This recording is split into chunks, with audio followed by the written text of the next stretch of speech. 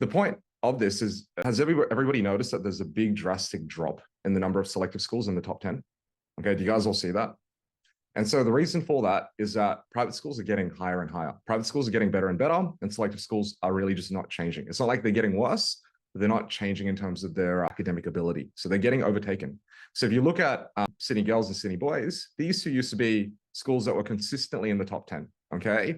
And now when you look at Sydney boys, Sydney girls is 21, Sydney boys is 14. And if you look at the results from like the last few years as well, like 2022, 2021, they've kind of been in and out, right? So if you look here, Sydney girls is again not in the top 10, right? Sydney girls in 2022 was Sydney girls, it's number 17, and Sydney boys was also number 12. These were schools that were routinely in the top 10 beforehand.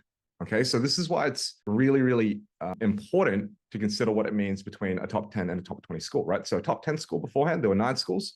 In the top 10, now there's only like 5 to 6 schools that are selective that are in the top 10.